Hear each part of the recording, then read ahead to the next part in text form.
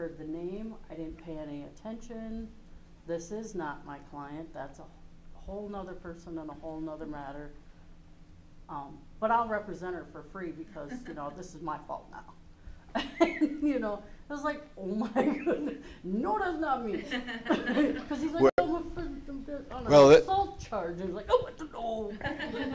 Well, that shows you, I mean, you know, the system obviously is not infallible, and, you know, there are always, you know, always wrinkles with everything.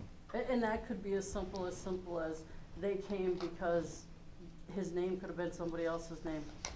And because he didn't have the mental capacity to either articulate it correctly or stop them correctly, and in they came. Right. I probably would just call the police department and be like, so I don't know if you know that this is going on, but I thought you should at least know that this is And you can conference it, yeah. And worst case scenario, you call them when they didn't need to be called. It's better to call them when they don't need to be called than to not call them. Right. And I'm one of those people that doesn't trust the police. They're not, I really don't trust them. I mean, it really, they're just there to do their job, and I've dealt with great ones, but I've also dealt with those that don't really have any concern for your own, you know, so I wouldn't really, that's not something that I would do, because I think that they so much think that they're always in the right that I don't really think that would go anywhere. If I was to call them, I would talk to like their supervisor. right. I wouldn't just talk to the first person that answers, you know, the phone at the police department.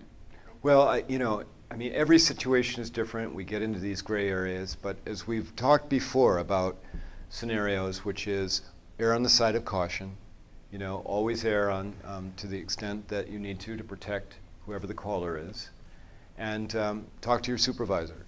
You know, help whoever, you know, is your supervisor, talk with them and get their input on what might be the right thing to do.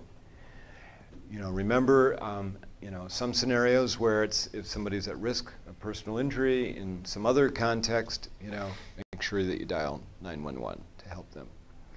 All right, we've got about 15 minutes, and let me just cover some other things before we're done, okay? Criminal expungements. Your training materials have about a page and a half about criminal expungements. We hear about this, you know, we've talked about expungements generally before.